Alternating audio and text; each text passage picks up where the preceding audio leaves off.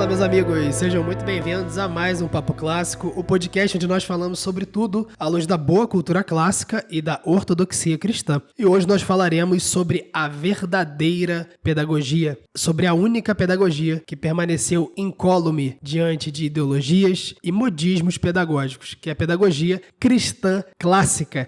E hoje é um episódio muitíssimo especial em que nós trazemos o nosso primeiro convidado aqui no podcast, a nossa primeira convidada, que vai nos ajudar muito a entender esse tema, até pela sua vivência, tanto na pedagogia moderna quanto na pedagogia cristã clássica. Então, bora entender isso aí melhor. Vem comigo.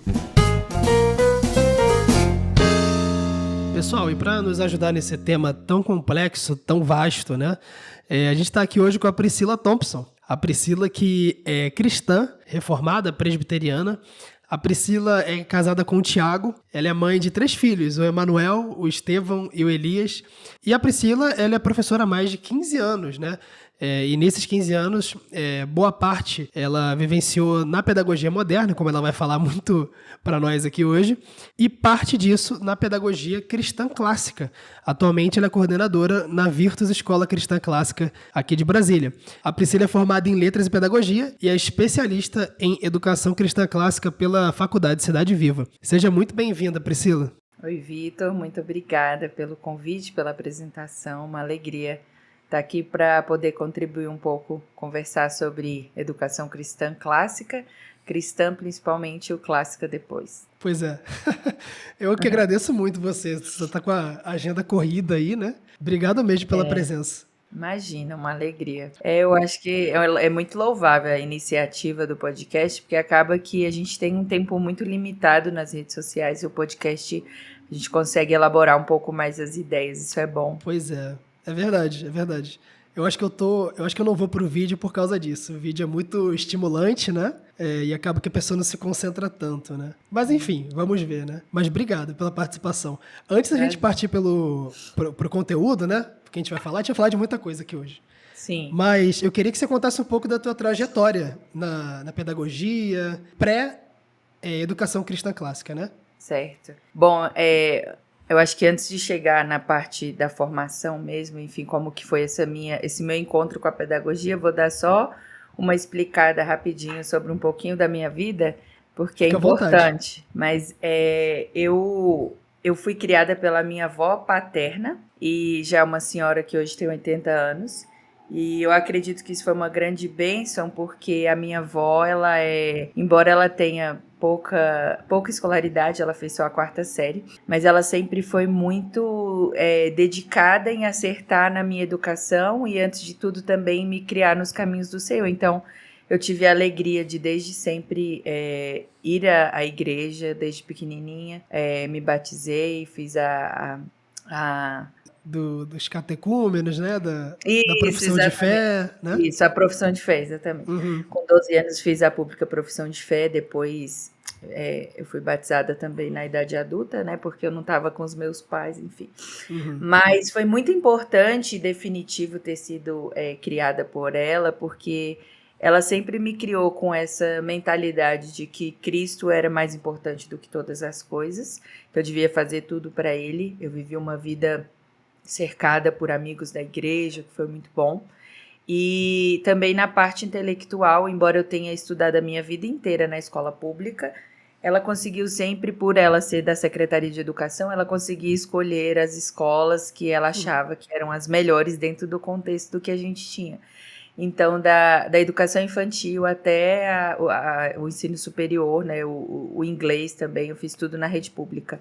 E eu acho que é importante falar isso porque o ensino público, né, ele tem uma característica de criar alunos com um senso para que os alunos tenham um senso de dívida. Então, eu estou aqui oferecendo a educação para você, para que você retorne para o Estado o que eu estou te oferecendo. É verdade. Então, eu sempre cresci com essa dificuldade de integrar o que eu aprendia na vida religiosa, de igreja, enfim, a minha vida em sala de aula. E eu sempre tive esse sentimento de o Estado tá me dando a educação para que no futuro eu devolva em forma de trabalho, em forma de riqueza. Então, era uma dificuldade que eu tinha, algumas discussões que eu lembro de ter em casa, de falar, mas eu ouvi isso na escola e isso aqui tá diferente.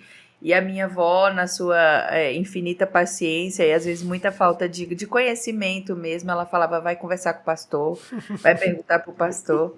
E era essa luta que eu vinha tendo dentro de mim. Eu acho que no ensino médio, mais ainda, que a gente começa a estudar algumas matérias como filosofia, a ciência vai mais para o lado do humanismo, e aí você começa a questionar criação, enfim, é bem difícil. É verdade. Mas, apesar de ter passado pela educação, eu digo que eu sobrevivi. E esse é um dos primeiros pontos que eu acho que a educação cristã clássica ela traz para a gente, que é muito importante. Os nossos filhos e os nossos alunos, eles não podem sobreviver à educação. Eles precisam aproveitar a jornada, né? Eu acho que a escola, o período da vida acadêmica de uma criança, desde a alfabetização até a graduação, é um período de muito conhecimento sendo adquirido, e é um período onde a gente precisa que as crianças vejam Deus em cada parte da história, em todas as disciplinas. E essa é uma crítica que eu faço à educação pública, educação moderna, claro, mas educação pública, porque ela tira totalmente Deus do lugar que lhe é devido, né?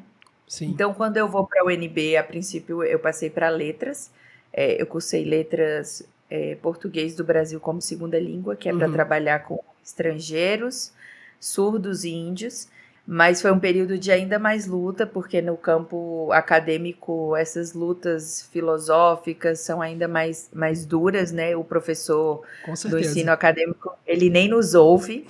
Eu acho que todo mundo que vai para a universidade passa por isso. Daí eu cursei letras e acaba que eu sempre fui essa pessoa que me vi professora.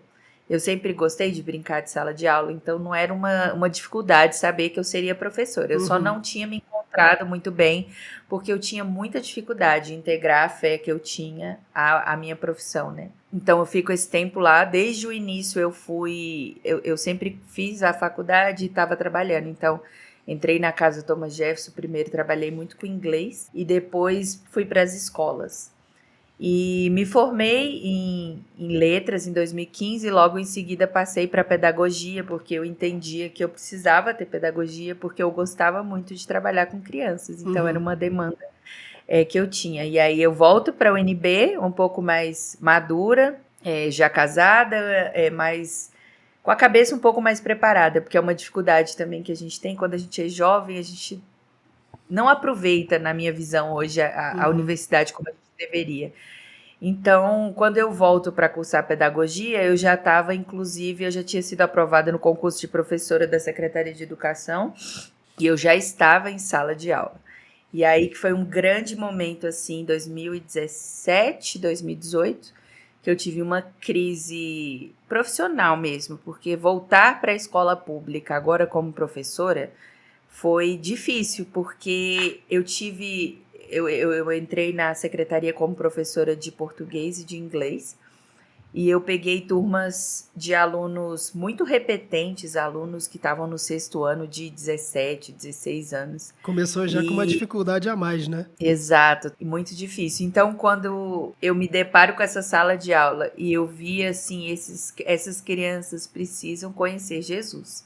Antes de explicar para elas as 10 classes de palavras, elas não sabiam nomear nada, porque o 6º ano é uma série bem de transição, assim, Sim. Então tem muita revisão, enfim.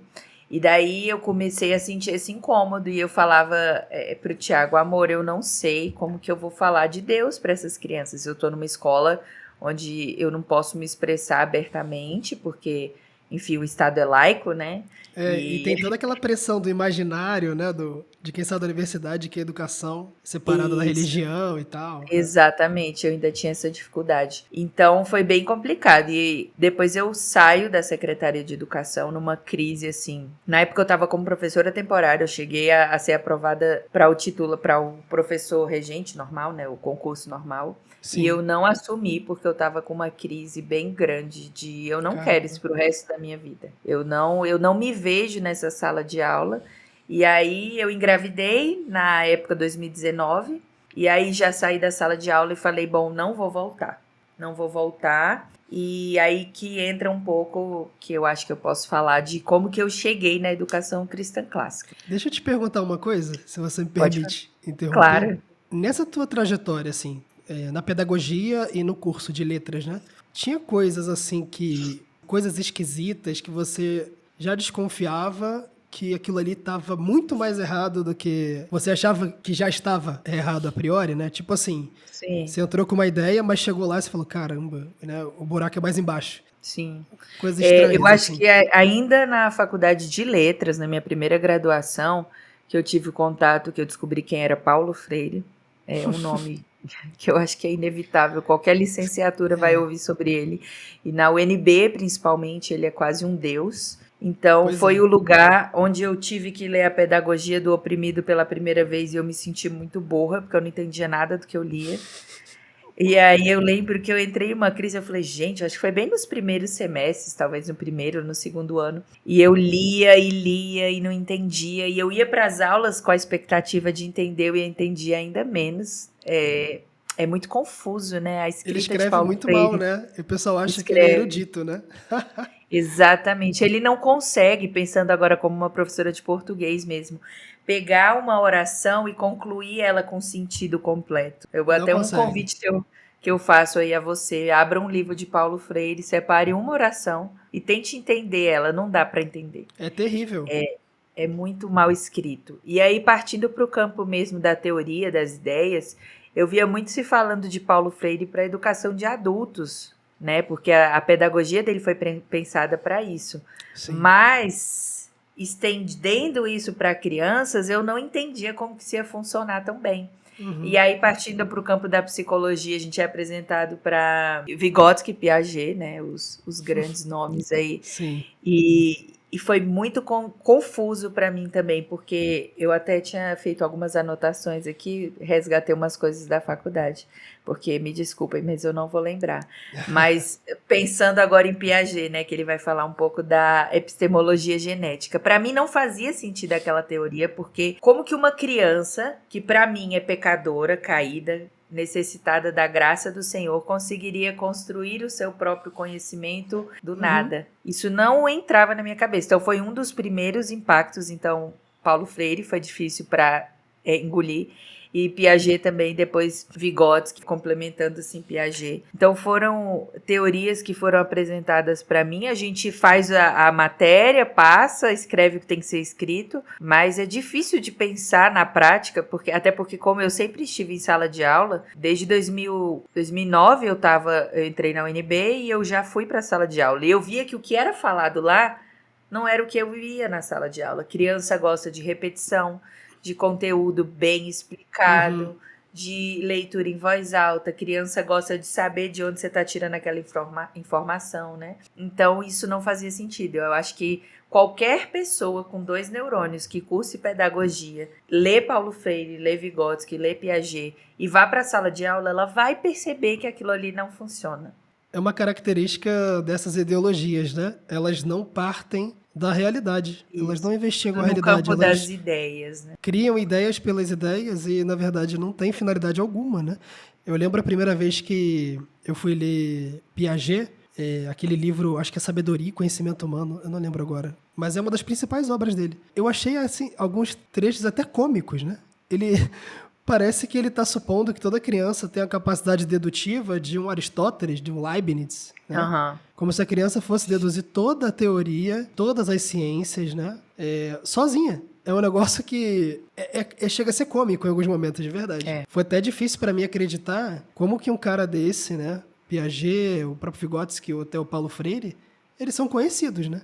Assim, por serem, grandes Eu teóricos de acho que não educação. só conhecidos, mas quase idolatrados, né? Se você ousa É. falar, um dos motivos de eu ter desistido de fazer pedagogia, eu não concluí pedagogia na UNB, foi justamente porque eu não tinha estômago. Talvez se eu fosse jovem, se fosse a minha primeira graduação, eu tivesse passado. Mas eu ia primeiro que era um curso noturno, eu já estava trabalhando, então era cansativo, e eu chegava naquelas aulas de discussões filosóficas Nossa, infindáveis, imagino. sem saco algum e tentando lutar para defender o que eu acreditava no campo teológico E você não tem espaço para diálogo. E, assim, lá na UNB, quando você chega logo nos primeiros semestres, você tem que escolher um professor orientador. E eu lembro que eu queria muito falar sobre a diferença do aluno em escolas confessionais. Eu ainda não conhecia de pedagogia clássica. E eu queria pesquisar se existia alguma diferença de um aluno que integrava a fé aos estudos, e você simplesmente não encontra ninguém para te orientar. Não É um encontra, né? campo, não encontra. É um campo de pesquisa onde você pode implorar. Eu não encontrei. Foi um dos motivos de eu ter desistido, que eu falei, para mim, o conhecimento acadêmico, ele só faz sentido se for um conhecimento que vai agregar na prática de sala de aula, principalmente no campo da educação. Porque o que eu via eram inúmeras pesquisas para inflar ego de professor, para seguir naquele caminho que o professor já seguia. E foi uma desistência que eu tive, e hoje eu não me arrependo, senão eu teria gastado mais tempo. Eu tinha na minha cabeça que eu iria engatar em mestrado, enfim, eu sempre gostei muito de ler e de estudar, enfim. Mas eu acabei desistindo por conta disso. Se você hoje está fazendo pedagogia por necessidade, é uma coisa que eu falo muito lá no meu perfil. Pois é. Curse para ter o diploma, mas estude por conta própria, porque infelizmente as fontes que vão te oferecer no curso de pedagogia pouco se aproveita. Pois é, e nessa hora a gente vê que o sistema de orientação de teses, né, de orientação de alunos, né, é uma espécie de veículo de dominação de ideias ruins, né? Você vê que a ideologia dominante, Exato. que é a filosofia socioconstrutivista, né? Ela é hegemônica por causa disso, né? As pessoas que estão lá formaram um núcleo duro de professores que não orientam nenhuma coisa diferente, né? Por interesse próprio, né? E a gente já está num histórico de professores que formaram alunos que já pensam do mesmo jeito. Então, são algumas gerações pensando da mesma forma. E aí chega uma pessoa tentando propor algo diferente, você não tem espaço. Pois é. E aí você vê como que isso no longo prazo acaba... como no caso do Brasil a educação é bem centralizada, né? Via MEC, BNCC e por aí vai. E o efeito também é de massa, né? Então, uma coisa lamentável, assim, né? O livro que eu citei aqui é o Sabedoria e Ilusões da Filosofia, do Piaget. É um livro cômico, né? Pra quem quer ler anedota, Nossa. tá aí a dica, né? É terrível esse livro aqui, muito ruim. E aí você estava falando sobre como você descobriu a SCC, né? Isso. A educação clássica, ela chega para mim quando... Na verdade, eu tinha uma amiga bem próxima, que algumas pessoas podem conhecer, que é a Arielle, do perfil Educação no Lar, faleceu em 2023. Sim, E eu minha esposa acompanhava muito ela. Isso, pronto. A Arielle era minha amiga de adolescência da Igreja Presbiteriana. E ela que me apresentou Charlotte Mason. Então, eu conheci a educação clássica por Charlotte Mason. E era uma pessoa que eu tinha muito carinho e aprendi muito com ela. E foi por aí que eu cheguei na educação clássica. E aí, quando eu engravido do meu primeiro filho, quando você tem filhos, você começa acho que a refletir um pouco mais sobre as coisas. Porque eu tinha passado por uma recém-crise de... Eu defendia a escola pública. Eu falava, é a escola que eu vou matricular os meus filhos, porque é excelente, justamente por ignorância, por não conhecer. Eu nunca ouvi falar de pedagogia clássica de 2009 a 2016. Nada. Na academia. Gente, nunca, né? Nem de citar, assim, nem de ouvir falar. Nunca. Então, é absurdo hoje quando eu estudo, quando eu me debruço em pensadores, quando eu vou ler tantos autores que já escreveram, né, da Idade Média, enfim. Não tem. Então, é um caminho que você tem que fazer sozinho. E aí eu comecei a estudar, me aprofundar um pouco mais sobre a educação clássica e eu comecei a orar. Eu comecei a orar porque eu sempre fui professora. Eu brinco que desde criança eu sou professora. E eu gosto da ideia do homeschooling, mas eu não via funcionando para minha família. E eu orava por uma escola. Eu falava, Senhor, o que Douglas Wilson fez lá em Moscow, Idaho, nós precisamos disso aqui no Brasil, aqui em Brasília. E eu comecei a orar por isso. Sim. Daí, em 2023, eu soube da ideia da Virtus, de alguns irmãos da Igreja Redenção. E aí, eu lembro que eu fechei os olhos e eu fiz uma oração. Eu falei, Senhor, não sei onde vai ser, quando vai abrir ou como vai ser, mas eu sei que eu quero estar lá desde o início. Eu quero trabalhar nesse lugar, eu quero ser uma professora conforme o que eu tenho lido e o que eu tenho aprendido. E Deus ouviu essa minha oração quando a Virtus abre ano passado, né, em 2024, eu estava lá desde o dia 1 e tem sido uma bênção. E eu acredito que esse despertar, ele começa quando eu engravido, que eu começo a estudar mais. Eu lembro que eu li Descobrindo as Ferramentas Perdidas da Aprendizagem, do Douglas Wilson, que ele conta um pouco da história da Logos. Teve também o livro que eu li ano passado, a biografia da Logos, que é o Non Nobis. Ele é um livro Esse que eu não ainda não tem conheço. traduzido, é esse aqui, do Tom Garfield. Non Nobis. Excelente, fica aí a dica embora pro ele pessoal, ainda não né? esteja traduzido, é uma leitura bem tranquila de se fazer em inglês. E eles contam um pouco de como era difícil. O Douglas Wilson, ele tinha visto, na verdade eu não lembro se ele leu ou se ele... Enfim, acho que ele leu as palestras da Dorothy Sayers do início do século XX, das ferramentas, Sim. resgatando as ferramentas da educação cristã clássica. E aquilo impactou muito ele. Ele teve filhos também, e a Nancy, que é a esposa dele, falou: e aí, onde a gente vai colocar os nossos filhos para estudar? Aí ele falou: não existe essa escola, eu vou criar. Foi mais ou menos o que aconteceu aqui em Brasília no passado. Então, ele cria a Logos, e a Logos vem só crescendo, porque é a resposta a muitas famílias, algumas que já faziam homeschooling e não tinham esse suporte, né? Eu lembro que quando me falaram, eu ouvi da Virtus, eu acho que foi em 23. Alguém daqui da igreja, né, da Presbiteriana da Alvorada, alguém comentou comigo isso. Eu falei assim, rapaz, Não é isso deve ser possível. boato. Porque eu não concebia, assim, uma realidade dessa. De ter uma escola como a Virtus, né? Eu acompanho o trabalho da Virtus nas redes sociais, né? Pelas redes dos professores, dos coordenadores, assim. É uma coisa impressionante. E foi exatamente no momento, ali, inicinho de 23, que eu tinha acabado de ler algumas coisas sobre educação, sabe? Eu tava muito impactado. Tava lendo mais Hugo de São Vitor na época. Eu não... Assim, parece uma coisa muito distante da gente, né? Parece que é outro planeta. Só que quando você vê uma realidade dessa próxima, nossa, é uma benção, né? É pura graça acho que de foi Deus, né? resposta mesmo de muitas famílias que vinham orando, porque uma das coisas que a gente tem que entender, o homeschooling, ele é uma bênção. Eu acho que a gente ainda tá em nível embrionário de educação cristã clássica no Brasil, e a gente não consegue ter escolas em todos os lugares. E o homeschooling, ele pode sim trazer a filosofia da educação cristã clássica e oferecer isso para as crianças. Mas ter escolas organizadas, isso é muito bom, porque a gente ocupa um lugar que é amplamente dominado pela educação moderna, pela educação pública, né? Com certeza. É sensacional. E eu acho que abre horizontes. Outras famílias, outras igrejas começam a ver que é possível pensar em educação de uma forma diferente, né? E a educação clássica, cristã clássica, é a resposta para isso. Eu até ia te perguntar, assim, o que você pensa sobre homeschooling comparado com a ECC, porque eu vejo que, assim, uma opinião completamente pessoal, mas, assim, claramente influenciada também pelo que eu já ouvi, né? Tanto de pessoas que fazem homeschooling, como pessoas que estão em ECC.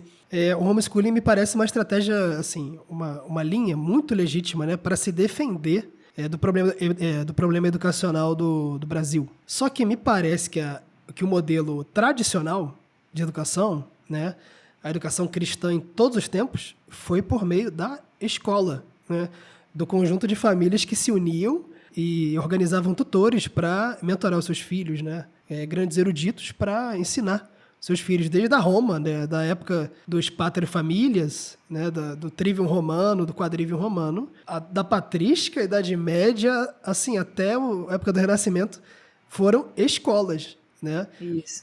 Eu entendo que é uma estratégia de defesa do homeschooling, eu acho que é legítimo e é uma bênção que as pessoas estejam fazendo isso. Mas o que você pensa sobre isso? Porque também tem um gargalo de tempo, né? Cada família tem uma circunstância. Como é que você compara as duas linhas, assim? Eu acredito que o homeschooling ele seja um contexto. O que significa isso? Você pode fazer homeschooling e seguir diversas filosofias, diversas metodologias. Em algum momento, você tem que ter a humildade como pai de entender que você não vai conseguir oferecer tudo para o seu filho.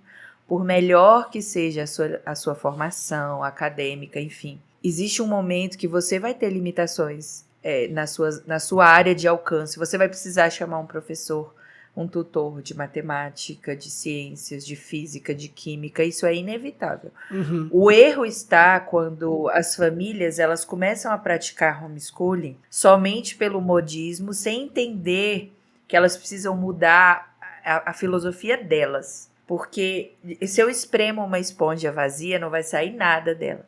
Pensar em homeschooling só como livro didático diferente, técnicas diferentes, você vai falhar em algum momento. Porque a formação de quem está ensinando é tão importante quanto a formação de quem está estudando. Perfeito. Você estudar para ter para você é básico. E se pensando em tradição cristã clássica, são anos, milênios de conhecimento, né? Eu atendi algumas famílias de homeschooling com ajuda de currículo, enfim, eu não faço mais porque eu não consigo, Uhum. mas eu conheci famílias que faziam de forma maravilhosa, com muita dedicação, preocupando-se com a leitura, a autoeducação da família para conseguir colocar isso para os filhos, mas infelizmente também tem algumas famílias que acham que educação cristã clássica é só abrir a apostila, ler o cronograma do dia, vencer o conteúdo, acabou. E esse é um problema, porque você está vivendo uma pseudo-educação clássica. Você está desprezando, jogando no lixo todo o potencial que a educação cristã clássica tem. verdade. Porque você tem que mudar a sua mentalidade. Como você enxerga o seu aluno, como você enxerga o conhecimento, como você enxerga o professor. São muitas mudanças interiores para você conseguir obter o potencial máximo da educação cristã clássica com seu educando. Pois é. E uma coisa que eu ouvi falar, assim, muito na linha do que você disse agora, tanto da limitação das famílias também, né, que é inevitável, né? Se não tiver limitação, é um caso muito atípico, né? Só que a escola também tem muitos ganhos, né? Parece que a escola também é uma espécie de onde os professores desaguam seus talentos para mais alunos, né? Claro que você não vai lotar uma sala numa escola cristã clássica, que isso não faz nenhum sentido, né? Comprovadamente. Sim. Mas, assim, é também um lugar dos professores colocarem em prática os seus talentos, né? Sua vocação. E cada um com sua ênfase, cada um com sua alma, né? E no seu assunto, né? Tu vê isso também, assim, Sim. que tem esse ganho, né? De mais professores, né? Não, com certeza, eu sou totalmente apaixonada pelo contexto escolar. Você falar que vai me tirar de uma sala de aula, eu vou ficar muito triste, tanto que foi o que eu pensei lá atrás. Mas existe muito o que se ganha numa sala de aula. É um ambiente que você, por mais que você tente simular em casa, é diferente, né? Porque ali, pelo menos hoje, com a visão que eu tenho como uma professora clássica, eu entendo que eu tenho que dar a melhor aula da minha vida. Se eu vou ensinar regência verbal, se eu vou ensinar classe de palavras, se eu vou ensinar história, ciência, matemática, seja o que for, eu vou me dedicar, eu vou me debruçar para montar uma aula excelente. Porque quando a gente para pensar que é a primeira vez que um aluno vai descobrir a composição de uma célula, ou como que o sistema respiratório foi maravilhosamente formado, cada órgão pensado pelo Senhor, o sopro de vida que foi dado nas narinas. O trabalho que a gente faz numa escola clássica é trazer todo o conhecimento que precisa ser dado, amarrado com a cosmovisão bíblica, trazendo isso com uma pedagogia clássica, com as melhores ferramentas que a gente tem, com as metodologias, com a filosofia, enfim. É tudo muito pensado, muito amarrado para uma aula ser dada. E por mais que, como você falou, que o pai tem uma boa intenção, é muito difícil, pensando principalmente quando a gente tem crianças de idades diferentes, o nível dificilmente vai ser tão alto quanto o que a gente consegue se dedicar numa escola, né? Eu acredito que, até por receber e por conhecer muitas famílias que vieram de educação, de contexto de homeschooling, você pode sim estar fazendo um excelente trabalho. Eu conheci alunos com um nível acadêmico sensacional, mas tem situações da troca da sala de aula que você não consegue simular em casa. É verdade. E eu acho que isso é uma grande perda. Mas eu preciso também dizer aqui que tem muitos ganhos, né? O homeschooling, ele consegue personalizar a educação. Então, eu, como mãe, conheço meu filho como nenhuma pessoa vai conhecer. Eu consigo pensar de forma personalizada na educação dele, o que é muito bom. O que eu acredito é que o homeschooling ele tem que ser feito com muita humildade. Humildade dos pais para entender que em algum momento ele vai precisar de ajuda, que ele não é suficiente para dar conta de tudo. E não é um problema. É uma coisa muito comum lá nos Estados Unidos, as famílias que fazem o CC, né, o currículo da Classical Conversation, terem 2, 3 dias por semana onde eles se encontram e contratam tutores e existe conversas, diálogo, né? E isso é muito bom. Eu acho que a gente pode sim aproveitar o melhor dos dois mundos, estar em casa, se dedicar a planejar aulas excelentes, usufruir de tudo que uma sala de aula não tem, mas também ter essa humildade de entender quando você vai precisar de ajuda. Você falando isso agora, essa parte final, eu lembrei da história de Orígenes, que eu conheci até pouco, até ano passado. E aqui na classe de educação, aqui na igreja, a gente tem uma classe na EBD, que é de educação cristã. E aí um presbítero trouxe a história de Orígenes rapidamente, né, para falar sobre o papel da piedade cristã na educação dos filhos, né, e tal. E aí você vê que o pai de Orígenes, assim, com todos os seus erros, que nem são tantos assim, né? Ele tem esses problemas, mas ele era uma pessoa muito erudita. Quando você lê as obras dele, você vê o conhecimento que ele tem. E o pai dele, por mais que ele dispusesse de meios próprios, né, para ensinar o próprio filho, e tivesse muito recurso, ele delegou para alguns tutores algumas partes, porque ele enxergava que os tutores eram melhores que ele. Então, você vê o fruto disso, né? O Orígenes teve contato com o próprio pai, como aquele que é responsável pela educação dele, mas também adquiriu conhecimento, né? E imitou outras pessoas em outras coisas boas, né? E eu te perguntar o seguinte, Priscila, aí vamos entrar aqui nos temas, né? Mais espinhosos aqui de educação. O que você vê hoje, assim, da doutrina hegemônica, pedagógica, né? Que é a socioconstrutivista, educação moderna, pós-moderna, vindo aí de Piaget, Vygotsky e, pior ainda, de Paulo Freire aqui no Brasil, e os frutos que essa educação tem, e por que ela é falsa? Tipo assim, para uma pessoa que está perdida, ela está começando a ouvir isso agora, por que combater essa filosofia educacional que você falou que é uma filosofia, né?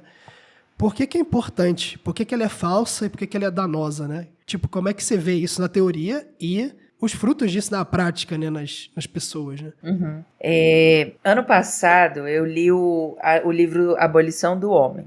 E foi muito importante eu ter lido. Eu sei que você já falou várias vezes Nossa, aqui maravilhoso dele. esse livro. Eu Uma lembro benção. que o Rodrigo Broto, nosso querido Deão, ele me entregou esse livro e ele falou assim, leia. Eu precisava montar uma palestra sobre a diferença da educação clássica e da educação cristã.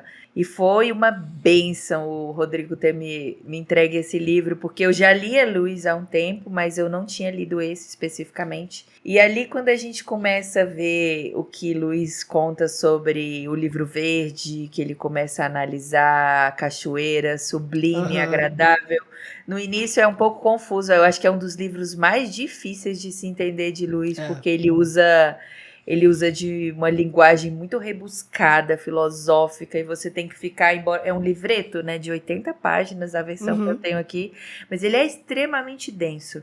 E quando a muito gente denso. vai lendo aquele livro, a gente vai entendendo um dos principais problemas da educação moderna, que é o relativismo moral, que é você tirar os valores absolutos, porque não existe verdade, não existe bondade, não existe beleza.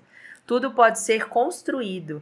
E aí que entra um dos grandes problemas da pedagogia moderna. Quando Vygotsky e Piaget, né, eles propõem que o aluno ele pode construir o seu conhecimento, automaticamente esse aluno vai dizer o que ele acha que é belo, o que ele acha que é bom e o que ele acha que é verdadeiro. E aí eu acho que começa um dos grandes problemas da educação, porque se tudo pode ser bom, se tudo pode ser belo e se tudo pode ser verdadeiro, nada é. Nada é nada, né? Nada é nada, não existe mais construção, tudo vale, e eu acho que esse é um grande retrato da educação moderna. Quando você tira a moralidade que vem de Deus da sala de aula, você tira o norte da criança. A criança, ela fica totalmente perdida, ela não sabe se o que ela está fazendo está correto. Isso é muito nítido no campo da alfabetização. Emília Ferreiro fala muito sobre a alfabetização ser feita por meio de teste de hipóteses. Uhum. Então, não existe metodologia. A criança vai testando e vai descobrindo os fonemas, as letras. Você não precisa ensinar a criança a ler, a escrever. Ela vai testando. É tudo por meio desse teste. Complementando essa leitura do Lewis, a leitura que eu fiz recentemente da Mandy Girk, do Truthness and Charm. Depois eu deixo para você colocar lá. Legal. Eu virei uma grande comunicadora da Mandy aqui no Brasil, que ela ainda não é tão conhecida, mas ela é sensacional, porque ela vai dizer basicamente que nós temos uma tradição cristã clássica que precisa ser valorizada. Ela vai falar do papel da imaginação na educação. O homem, ele precisa imaginar para ver no ideal type, que ela fala, né? No tipo ideal Sim. que Deus nos criou a ser. Então, Adão antes do pecado. E somente por meio da imaginação isso vai acontecer. E quando ela chama os professores a serem guardiões da tradição e mantenedores da cultura. Isso fez muito sentido porque ali o professor, quando ele se levanta na sala de aula, ele tem autoridade porque ele conhece o conteúdo, ou deveria conhecer, que ele está ensinando. Isso é falado muito no livro do John Milton, né, As 7 Leis do Ensino. O professor, ele precisa dominar o conteúdo que ele está ensinando. Ele vai ser responsável por apresentar aquele conteúdo de uma forma que a criança se coloque na construção da linha do tempo. Então, assim, significa que o meu aluno no século 21, em 2025, ele sabe que Adão e Eva faz parte de uma linha do tempo que chegou aqui hoje, onde nós estamos. É uma educação pactual, né? No fim das contas, né? Nós colocamos o aluno na linha do tempo da história bíblica. Nós colocamos ele como participante da história de Deus, a educação do pacto, né? Então, Deus guarda seu povo durante todo o Velho Testamento, até a revelação de Cristo. Por que Cristo é importante? Porque todo conhecimento tem que ser revelado a partir de Cristo. Então, é uma responsabilidade muito grande sermos professores nesse contexto de educação cristã clássica, porque nós apresentamos essa tradição, nós mostramos essa cultura de um povo que vem sendo guardado ao longo de milhares de anos. E é totalmente assim, muda a sua cabeça, porque você entende a educação de uma forma diferente, o conhecimento de uma forma diferente, o professor diferente, você vê o seu aluno como pecador que carece da graça do Senhor. Tudo muda. Eu acho que por isso que é um processo que, quando eu vou para as redes sociais através do meu perfil do Professora Clássica, eu brinco que eu me sentia uma recém-convertida querendo falar da teologia reformada. E eu falava, gente, é isso que a gente não encontrava. Era exatamente isso. Que eu não conseguia fazer lá na época da UNB esse link entre a minha fé e a pedagogia.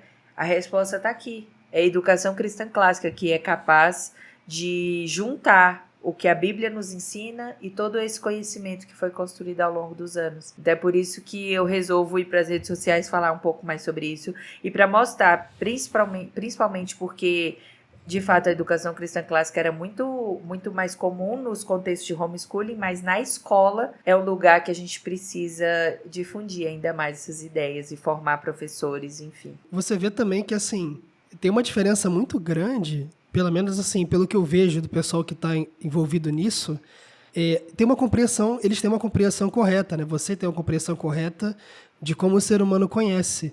Hoje, a educação moderna, tipo assim, parece que existe uma transmissão de conhecimento, né? O professor, ele acha que, por colocar no quadro algum conteúdo, o aluno vai assimilar. Quando, na verdade, o conhecimento ele não se transmite dessa maneira, ele se adquire, né?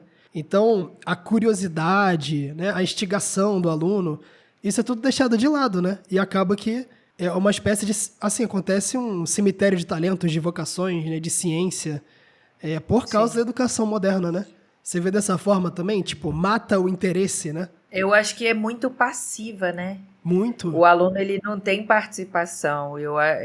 Por mais que a gente pense, por exemplo, no Trivium como fase de desenvolvimento, Eu gosto muito de, além de ser professora clássica, eu sou mãe de crianças que estão sendo educadas com a educação cristã clássica. Pois é. E muito se fala do Trivium como pequenas fases de desenvolvimento, mas o Trivium, além de serem disciplinas, também são... a Alessandra Broto, ela fala muito do Trivium dentro do Trivium. Então, o meu filho de 5 anos, hoje ele fez uma apresentação, inclusive na escola, ele apresentou sobre o leão. Eram animais terrestres. E o meu filho, na fase que ele está, ainda sendo alfabetizado, ele já consegue ter lampejos de lógica, de retórica, dentro da fase da pré-gramática. Então é por isso que é o Trivium dentro do Trivium. O meu filho, ele já faz conexões, porque ele foi criado à imagem e semelhança de Deus, de que o leão é um animal importante, porque ele leu lá na Bíblia que Jesus é o leão da tribo de Judá. E é extremamente natural para eles, a forma como o currículo é pensado, eles fazerem essa caminhada entre as disciplinas. O que ele tá aprendendo em mundo, o que ele aprende no estudo bíblico, o que ele aprende na leitura bíblica, na nossa devocional em casa, tudo é muito fluido, não existe esforço para sobreviver à escola. Ele aprende de forma natural e deleitosa, louvando ao Senhor, entendendo que tudo que Deus criou é bom. Então é outra visão de educação. É outra coisa, né? No fim das contas, é uma compreensão correta sobre o ser humano, né? Sobre a alma da criança. Você vê que, cara, todas as doutrinas modernas, né, e as filosofias educacionais recentes, você vê que eles têm uma antropologia filosófica, uma compreensão do ser humano muito ruim, né? Totalmente muito deturpada. Né? Essas histórias de, o ser humano é uma tábula rasa, ou o Rousseau, né, que crê que nasce bom, né, e aí a gente vai corrompendo conforme tem contato com a sociedade, é quase, assim, é uma coisa anti-Deus, né? É contrário à revelação cristã, né? Que nega a doutrina do pecado original. Então, assim, são coisas que partem de pressupostos errados e não tem como dar fruto bom, né? E eu acho que é muito importante, falando até sobre a formação de quem é o educador, nós temos esses conceitos bem, bem nítidos na nossa cabeça, né? Quem é o aluno que eu estou ensinando? Quem sou eu como professor?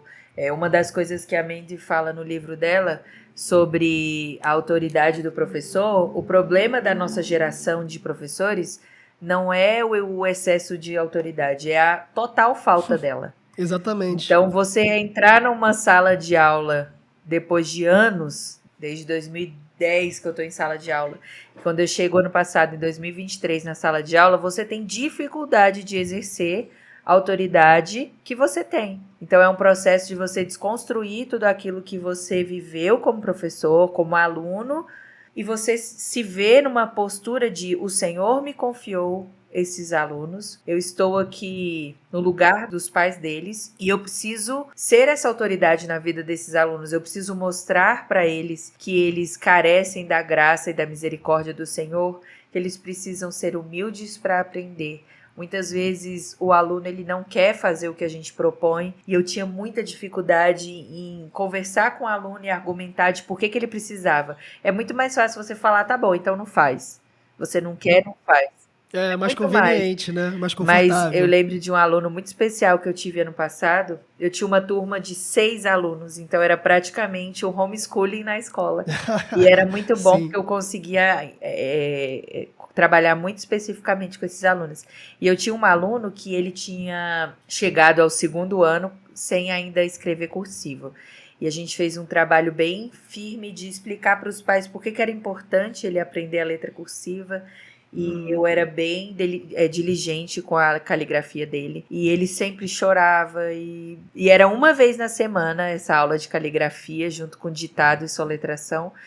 Até que lá por volta de setembro, esse menino terminou uma folha de caligrafia completa, do início ao fim. Caramba. Eu fiquei assim, e ele falou pra mim, Miss, gente, eu terminei uma folha toda chorando. E aí eu falei pra ele, parabéns, isso foi o seu esforço, a sua diligência, o seu domínio próprio, porque ele tinha dificuldade para se concentrar. Tá vendo como você é capaz? Era uma criança que inclusive tinha receita de medicação para se acalmar. E a família falou que não ia dar. E eu falei, né? É isso, vamos trabalhar a virtude do domínio próprio. da diligência. E esse aluno, ele terminou o ano muito bem. Infelizmente, ele saiu da escola porque ele se mudou.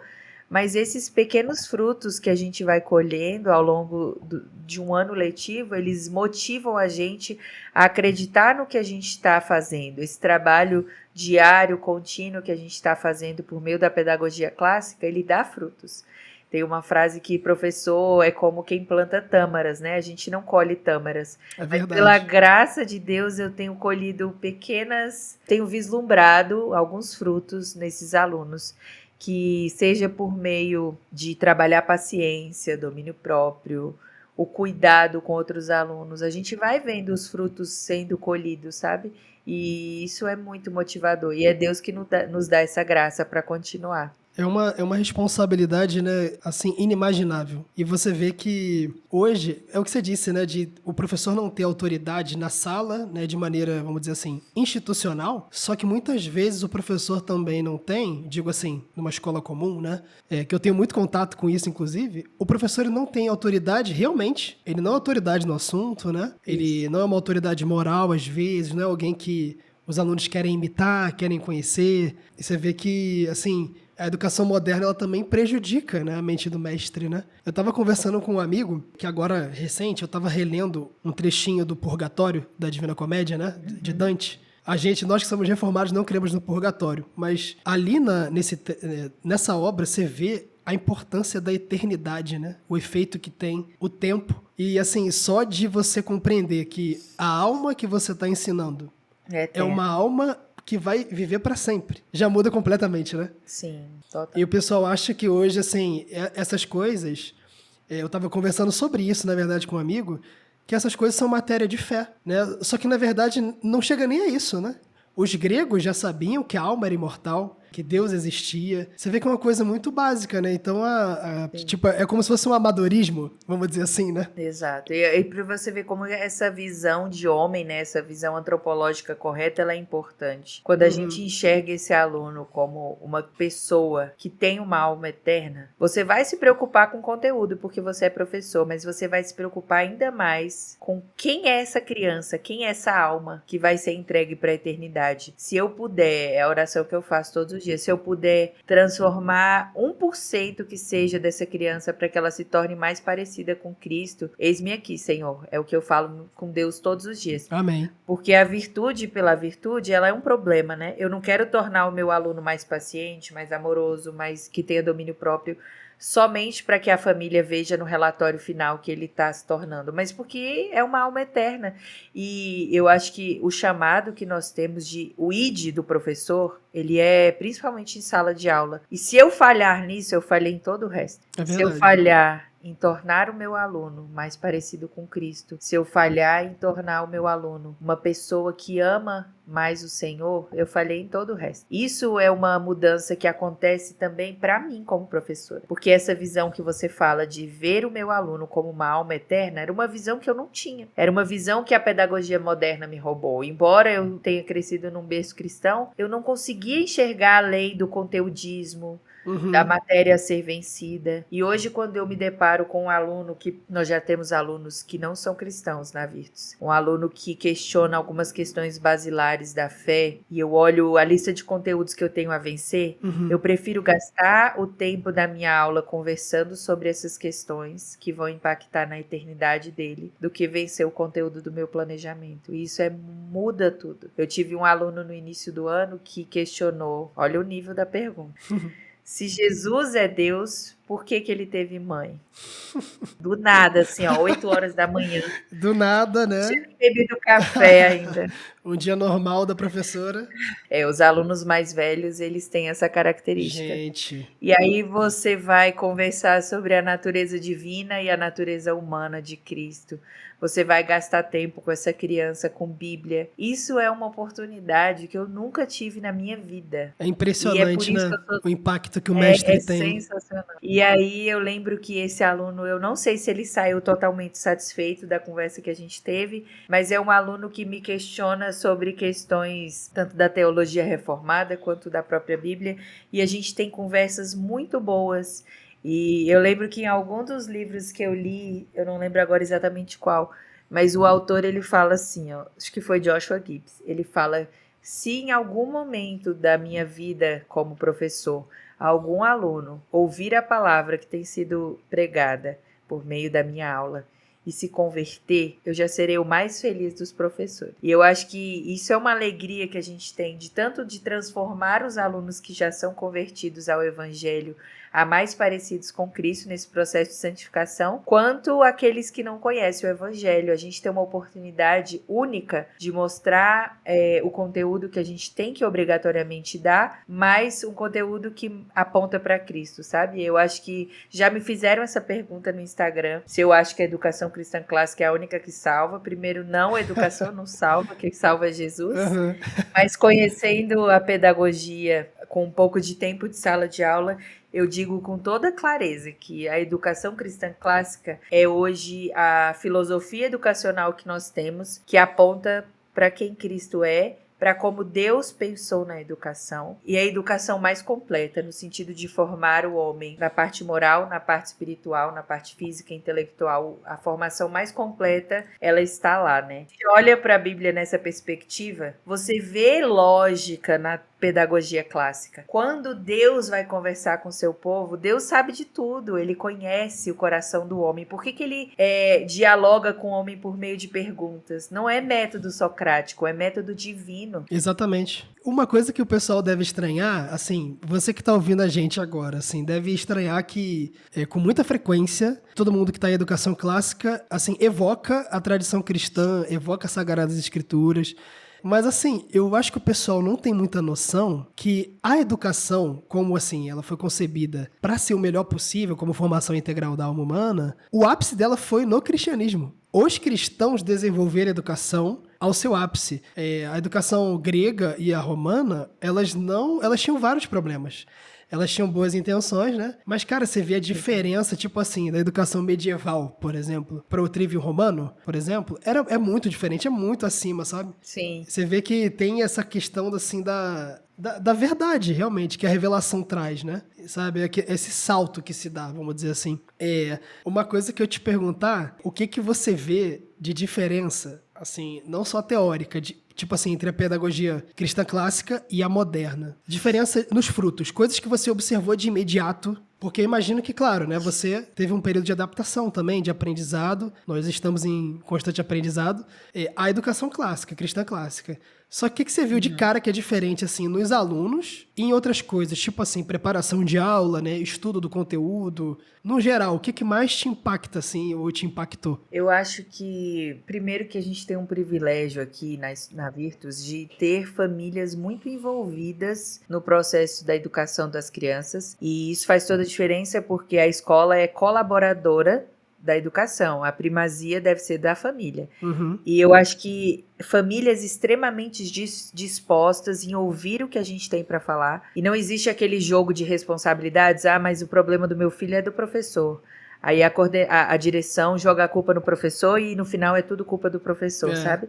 Existe essa noção das famílias, e isso impacta na sala de aula nos alunos, de que, no caso desse aluno que eu estava contando, né, da caligrafia, eu cheguei para a mãe dele, uma pessoa muito querida, e eu falei: olha, seu filho tem esse e esse problema. Eu não acredito que a medicação seja a solução dos problemas dele. Aí isso passa por várias questões de psicologia, que depois a gente pode conversar. Sim, eu não acredito muito em alguns laudos, enfim. Mas aí eu propus para ela que o que eu fizesse em sala de aula, não só a parte acadêmica, mas de tratar o coração dessa criança em alguns problemas que eu via, fosse repetido em casa. E essa mãe super abraçou, e tudo que eu propunha ela fazia em casa. Então ele entendeu que ele não tinha escapatória, porque ele vinha de uma escola onde ele podia fazer o que ele queria, nada acontecia, e ele conheceu os limites. Eu acho que é uma grande diferença, principalmente porque a gente recebe alguns alunos de homeschooling, alguns alunos que nunca foram para a escola e alguns alunos de outras escolas. A grande diferença dos alunos que já estiveram em outras escolas é que eles estão totalmente largados.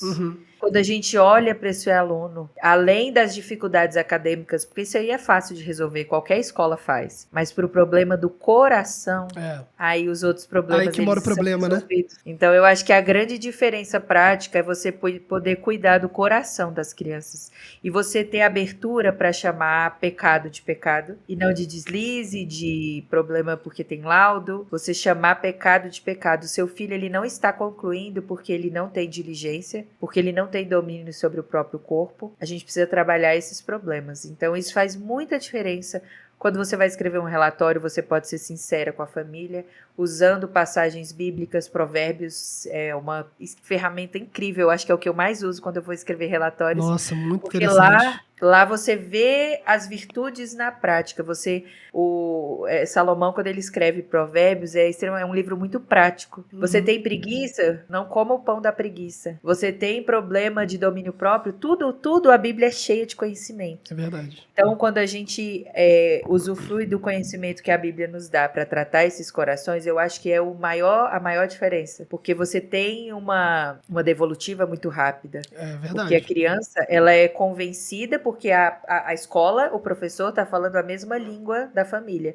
Então, ela é tratada o coração em casa e na escola ela não tem escapatória. E na igreja, né, que é essa tríade tão importante. E ela vai compreendendo igreja, melhor, escola, né, também. Exato. Ela vê que o discurso vai ser o mesmo, que tá todo mundo falando a mesma língua, que o evangelho vai mudar o coração dela, querendo ela ou não, porque ela é uma criança filha do pacto, né? E assim, como é que eu vou dizer? Tem novamente aí a presença de Deus, né? Com é o que certeza. você disse. Não é um mero erro, né? Ah, foi um deslize. Acima de tudo, é um pecado, né? É uma deficiência que deve ser sanada, né? Uma Sim. coisa que eu vejo que é muito diferente, eu acompanho não só vocês, você também, especificamente, acompanho vários trabalhos de educação clássica cristã, iniciativas também, que existe uma ênfase na primazia do intelecto sobre as outras coisas, né? Eu vejo que, tipo assim, a pedagogia moderna é o que você disse, deixa fluir, né? Deixa o aluno ir e tal, ele não conhece limites, só que na pedagogia cristã clássica,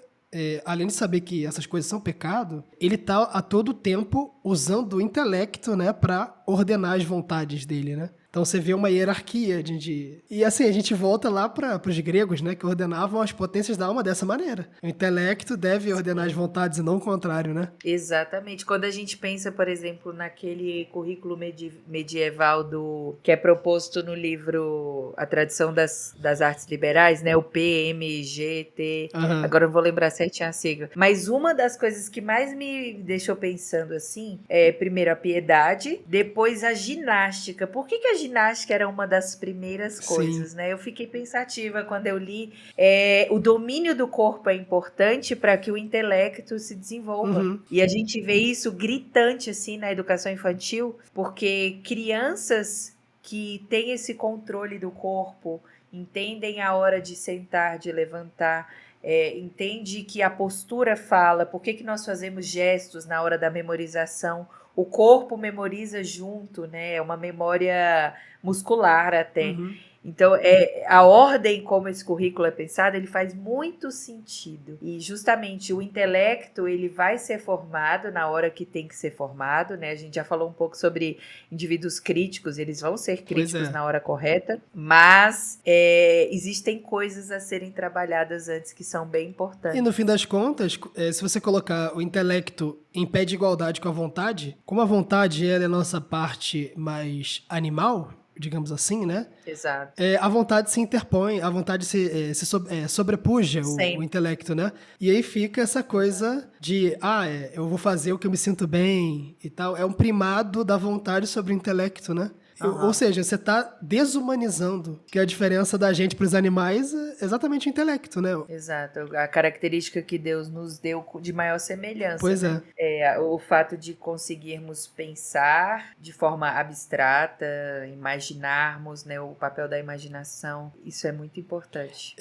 Eu ia te perguntar também, eu queria que você falasse sobre assim, a diferença do desenvolvimento dos alunos, a diferença da participação dos alunos na educação cristã clássica e numa escola comum. Assim, principalmente visando aquela pessoa que está aqui, que caiu de paraquedas, né? Que ela não vê com tanta urgência, assim, a educação, a escola, né? Ela ainda acha que é algo conteudista e tal. Como é que você vê, assim, a diferença do desenvolvimento mesmo?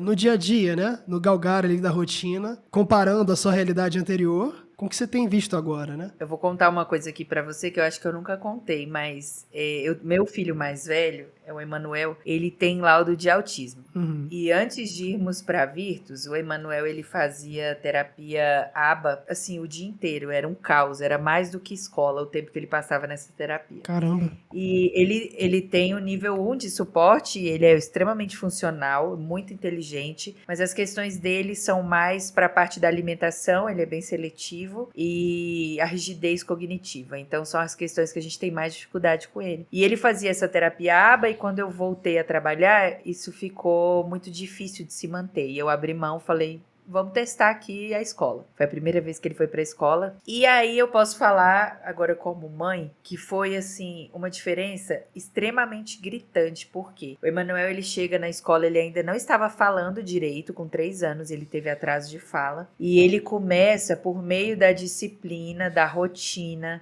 da previsibilidade que o currículo clássico dá para ele começa a se desenvolver assim, ó, o que ele não teve de desenvolvimento em quase 2 anos de terapia, porque a gente descobriu bem cedo, Uhum. ele teve nesses primeiros 6 meses de aula. Foi assim, assustador. Caramba. Ele se desenvolveu muito, começou a conversar melhor, expressar o que ele sentia. Uma das dificuldades que a gente tinha em casa com ele era de não entender por que ele sentia o que ele sentia. Ele começou a elaborar o que ele sentia e a falar pra gente. Ele desenvolveu a oralidade. Gente.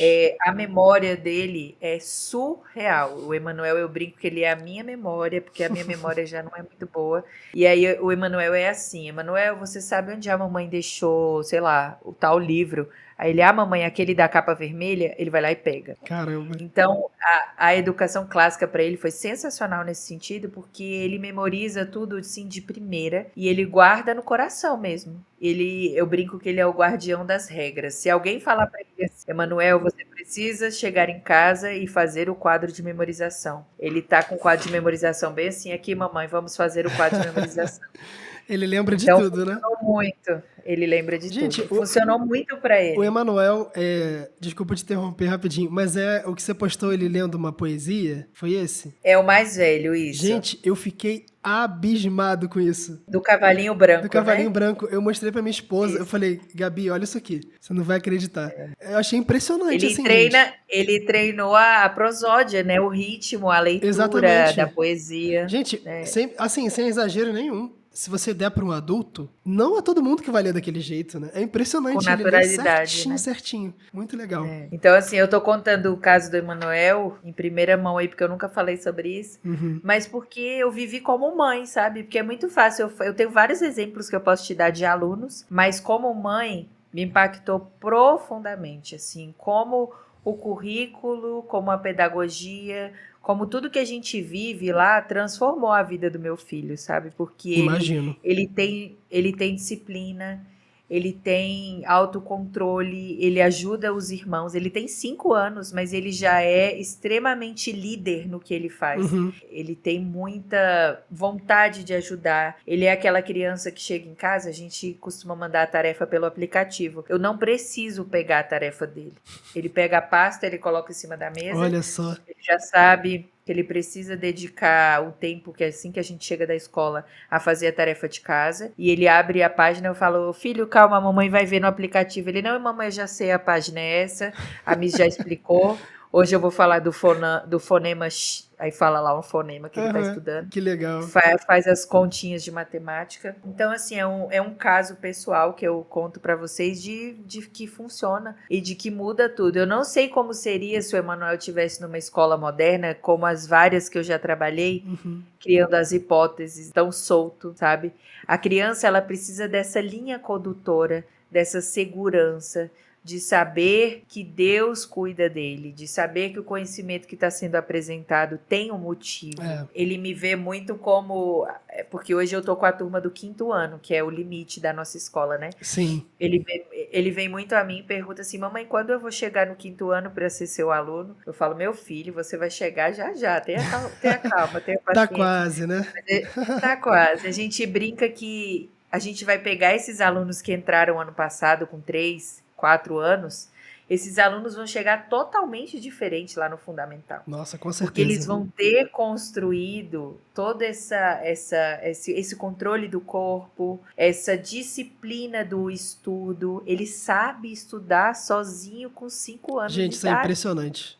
É impressionante. Eu fico Eu acho abismado. que é o que a Dorothy Sayers fala, né, de ensinar a criança a aprender. A criança, ela é estimulada a aprender sozinha. O professor tá ali como autoridade, como alguém que está passando a tradição do conhecimento, enfim.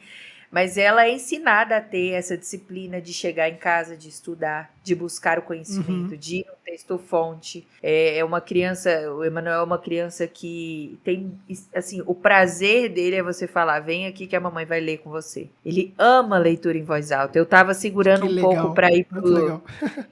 eu tava segurando para ir para os livros de capítulos sem ilustrações. E eu fiquei muito surpresa. Há umas 2 semanas aí eu comecei a ler com ele A Teia de Charlotte. E ele tá me cobrando. É um livro grandinho, assim, tem umas 200 e poucas páginas. E ele me cobra, mamãe, agora nós estamos no capítulo 7. Acho que a Charlotte vai fazer tal e tal coisa. E para ele é natural. Eu fiquei muito surpresa É com isso. impressionante mesmo. Surpresa. Pelo menos eu vejo que, sim, nós adultos, né, isso tem efeito, né, nos estudos, a gente compreender corretamente. Imagina na criança, né? A criança daqui a pouco ela tá. Vai crescer achando que isso é natural, Pois né? é. Para ela é maravilhoso. Ela vai ter É o que eu prazer na falei lá. disciplina, né? Exato. Ela vai crescer entendendo que essa é a educação verdadeira, né? Ela não vai sobreviver à educação, ela vai aproveitar o caminho. E você vê que o mestre, você falou uma coisa que, olha, eu vejo isso tanto, ô Priscila, na minha realidade, que o mestre é aquele que é um guia, é um tutor. Foi quando? Foi ano passado que para montar uma aula lá para nossa classe lá da igreja, eu usei o De Magistro, de Santo Agostinho. E Santo Agostinho tem um trecho que ele fala, né, bem no finalzinho, que na verdade ensinar outra pessoa é ensinar você como portador da verdade, né? É ensinar a pessoa a refazer o caminho interior até a verdade que você conhece. Né? Ou seja, Uau. é um papel grande da curiosidade, né? Do maravilhamento que você tanto fala, né, na tua página. O mestre como símbolo, né? De alguém que vai ser imitado, alguém que é autoridade. Você vê a diferença brutal, né? O mestre na escola normal sei lá, é um carrasco, não sei, é uma pessoa chata. Facilitador. É um facilitador, né? É uma pessoa que escreve no quadro, né? O aluno não tem essa referência, né? Quando a gente pega, por exemplo, o planejamento que a gente usa na escola, né? O exórdio. Uma ferramenta antiga, mas é tão poderosa, por que eu falo disso, né? Por exemplo, a gente vai começar uma aula de, sei lá, de sinônimos e antônimos. E aí eu lembro que tinha uma citação de Aristóteles que eu usava nessa aula que falava que, eu vou parafrasear, tá? Eu não lembro exatamente, mas a melhor forma de dizer o que uma coisa é dizer o que ela não é. Era mais ou menos isso. Sim. E aí eu lembro de começar essa aula com essa frase. E aí, a partir disso, o aluno vai tendo o deslumbramento. Como assim? Eu vou dizer que uma coisa, o significado de uma coisa parte do que ela não é, e ela começa a pensar. Eu não chego lá e falo, sinônimo é isso, isso, isso. Antônimo é isso, isso, isso. Eu não dou conhecimento mastigado. Uma das grandes diferenças da educação clássica é esse convite à construção do conhecimento, a você ruminar por meio do que o professor vai instigar o aluno a pensar, né? Então, quando eu coloco uma frase dessa no quadro, existem vários exemplos, eu chamo o meu aluno a pensar sobre aquele conhecimento. E depois, lógico, eu vou apresentar o conceito da definição, eu vou levar ele para a gramática, que é a fonte primária, mas no início de tudo, ele vai ter curiosidade. A verdadeira educação, ela tem que partir do espanto, do deslumbramento. Aristóteles dizia isso, né? Que o conhecimento é uma espécie de espanto, né? E é uma das coisas que a gente faz em sala de aula, é sempre se preocupar com esse início da aula. Como que eu vou começar a minha aula? Eu preciso capturar a atenção do meu aluno, eu preciso levar ele a refletir se ele tem 3 anos ou se ele tem 18 anos, isso é importante. Porque a inquietação, ela conecta o seu aluno. Um aluno que está se questionando, ele lê uma frase dessa, ele vai pelo menos parar para pensar, né? É verdade, com certeza. Então, é uma chamada, faz parte da minha liturgia de sala de aula, que eu chamo o aluno a refletir primeiro sobre o que eu vou falar. eu vou apresentar o conteúdo da melhor forma possível. Eu gosto principalmente, eu vou sempre puxar a sardinha para a área da linguagem, que é a minha área preferida. Mas eu gosto muito, por exemplo, de fazer análise contrastiva de gramática. Eu pego alguns gramáticos que eu gosto e eu convido os alunos, depois desse momento do exórdio, a discutir o conceito. Por que que esse gramático escreveu isso e aquele não escreveu, né? Eu lembro que quando a gente estava vendo substantivo abstrato, cara, é muito filosófico esse assunto. Você dizer que o amor é um substantivo abstrato, sabe? Sim. E aí eu lembro que nessa aula especificamente a gente discutiu alguns gramáticos, a gente leu Napoleão Mendes de Almeida, a gente leu uns mais atuais. Gênio Napoleão Mendes de Almeida, né? Ele fala justamente sobre isso, ele fala que você descrever um substantivo como algo abstrato é extremamente filosófico, né? É uma questão filosófica. O pessoal esquece que essas classes de palavras, né, toda a estruturação da gramática, ela vem inteiramente da filosofia, né? Substantivo é aquilo que tem substância, né? Vem lá da ousia dos gregos, né? Substantivo, o tema dos predicáveis, né? Que vai dar origem ao predicado, sujeito, objeto, verbo, tudo isso, assim, essas coisas são filosóficas, né? Exato. E aí, como eu gosto muito de fazer esse trabalho da etimologia da palavra, para levar eles a entenderem mais profundamente classe de palavras, por exemplo, né? Porque a própria palavra traz o significado implícito, né? Eu acho que a gente perde muito por não conhecer latim, justamente por isso. O latim é uma língua que tem tanto significado. Gente, muito. Ele é sensacional. Eu estou aprendendo latim, eu estou encantada com o que eu tenho estudado. É maravilhoso, né? É maravilhoso. E você vê que o português é uma língua tão bonita, né? É uma língua tão rica, que carrega muito do latim, inclusive. Língua filha, né? Língua filha, carrega muito do latim, tanto da musicalidade, quanto das classes de palavras, da construção frasal e tal. É muito interessante isso. E aí, eu queria ver contigo o seguinte, se você tem algum apelo, alguma dica, assim... Vamos falar primeiro dos pais, que eu acho que é mais crítico, né? Para os pais que estão, assim, na dúvida sobre isso, ou pais que não veem com tanta seriedade a questão da educação. Porque hoje eu vejo assim, eu não sei se você vê da mesma maneira, mas a maioria das pessoas, mesmo conhecendo a educação cristã clássica, que eu vejo até no meio reformado, elas ainda enxergam a educação como uma espécie de você depositar uma coisinha dentro de uma caixinha. É o conteudismo, né? E não a questão do descobrimento, né? Da educação, você levar uma criança a descobrir coisas, por meio do maravilhamento e da busca da verdade. Né? O que você teria para dizer, assim, para os pais que ainda não conhecem ou estão conhecendo a educação cristã clássica, ou que estão com os filhos numa escola moderna, que muitas vezes é uma escola que a gente brinca lá na igreja que não existe escola que não é confessional, né? Toda escola é confessional, né? Só que geralmente confessa o materialismo histórico dialético, ou confessa darwinismo, né? Humanismo e secularismo e por aí vai. Humanismo, né? E o que você tem para dizer, assim, tipo, para uma família, para uma mãe, para um pai que tá ouvindo aqui agora, que tem se preocupado com isso, né? Eu acho que é urgente a gente entender para onde que a gente está enviando essas crianças. Isso que você falou de não existir educação neutra, né? Não existe. Alguma filosofia vai ter por trás. Como cristãos, agora eu falo especificamente com os pais cristãos, porque os ímpios não vão sentir isso. Mas os cristãos, eles precisam entender que a gente está preparando a próxima geração que vai viver num mundo pior do que a gente tem hoje. Recente a gente perdeu o Charlie Kirk, né? Meu Deus. Foi uma discussão que a gente teve lá na escola. Porque, embora eu acompanhasse o trabalho dele pelas redes sociais, eu não entendi por que me doeu tanto. Eu chorei, sabe? Eu fiquei muito impactada. E aí, em oração, conversando na sala da coordenação, a gente chegou à conclusão de que o Charlie Kirk, ele representa o tipo de aluno, o tipo de pessoa que a gente quer formar na educação cristã clássica. Porque ele era extremamente intelectual, embora não tivesse nunca pisado numa universidade como aluno. Sim. Mas ele tinha o que a gente quer que os nossos alunos tenham, que é o amor a Deus acima de todas as coisas. Ele falava que a principal missão dele era pregar o evangelho, cumprir o ID da grande comissão. E se ele falhasse com isso, ele teria falhado com tudo. E entender que você precisa formar o seu filho para viver nesse mundo que é mau e que o seu filho vai passar a maior parte da vida dele em salas de aula que não vão falar do seu Senhor, eu acho que vai trazer uma inquietação ao seu coração. Porque não é que ele não vai aprender mais ou menos sobre Deus, vai ter um esforço de um professor de falar mais ou menos como que Deus se encaixa nesse conhecimento que ele está ensinando. Ele não vai colocar Deus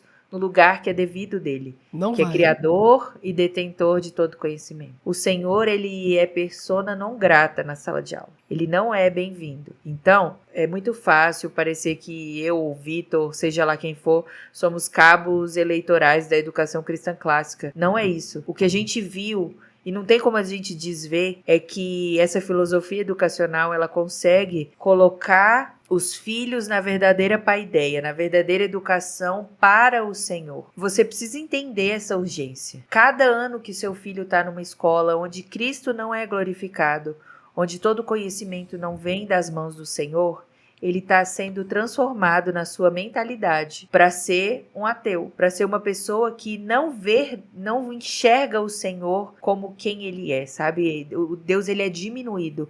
Muitas vezes você até vai matricular o seu filho numa escola que é dita confessional, simplesmente, mas é diferente. O conhecimento, ele não pode ser segregado.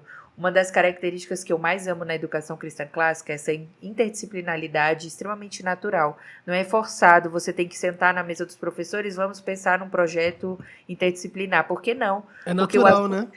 É extremamente natural, porque tudo parte de Deus. Deus é o Senhor de todas as coisas e tudo parte dele. E é extremamente natural eu estar dando uma aula sobre escala na geografia, na cartografia, e a professora de matemática está trabalhando escala na multiplicação, e a gente conversa, e tudo isso flui naturalmente. Isso acontece muito na escola. O que eu quero é chamar a atenção de todas essas famílias, e dos professores também. Você não precisa que o seu filho sobreviva à educação. Você precisa que a educação seja um caminho deleitoso, que durante todos os anos escolares do seu filho, ele consiga enxergar o Senhor ao longo da história como, de fato, o Senhor de todas as coisas. O pessoal tem que entender, eu acho, que não dá para competir, né? É uma escola, é o que a gente está falando aqui, não existe escola que não é confessional. Todas têm seus deuses, ainda que sejam bezerros de ouro.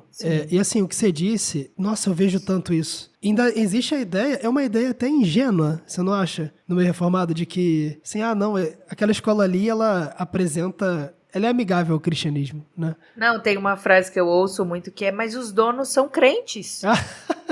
Essa é clássica, né? Os donos são crentes. E aí, assim, não tem como competir. O seu filho, ainda mais hoje que as famílias estão delegando cada vez mais educação, educação no sentido de tempo de escolarização, né? O seu filho passa horas e horas e horas, dezenas, centenas de horas na escola, e você acha que um domingo de manhã, pintando a Arca de Noé, vai resolver, né? Exato. Não tem condição, cara, entendeu? Exato. É um discurso, na maioria das vezes, ativo contra Deus. Exato. Não é só tirar ele do lugar, mas falar contra, né? Essa semana que passou, eu dei uma aula que eu cheguei para contar pro Tiago. Eu falei, amor, eu saí da sala porque eu não consegui parar de chorar. Pode parecer besta, mas eu acho que quem me ouvir vai entender. Nós estávamos estudando em história Júlio César, depois César Augusto, até que chegamos no nascimento de Jesus. E por que eu fiquei emocionada? Porque, assim, em todos esses anos de sala de aula, eu nunca consegui integrar minha fé ao conteúdo que eu estava dando. E eu ser naturalmente convidada a falar do nascimento de Jesus como um fato, como algo que aconteceu. Sim. E não só aconteceu, como impactou toda a história da humanidade. Eu fiquei muito emocionada, porque eu abri a aula falando para eles assim, olha, eu não sei quantos de vocês têm noção do que vai acontecer aqui hoje, da importância e de como isso daqui que a gente vive é uma bolha. Mas vocês estão aprendendo que Jesus, ele não só é Deus, mas ele veio a este mundo, ele nasceu de fato no local e na data escolhida por Deus na sua soberania. E ele é o Senhor de todas as coisas. E aí eu lembro que eu desenhei uma linha do tempo no quadro, lá da criação, até o momento que a gente estava.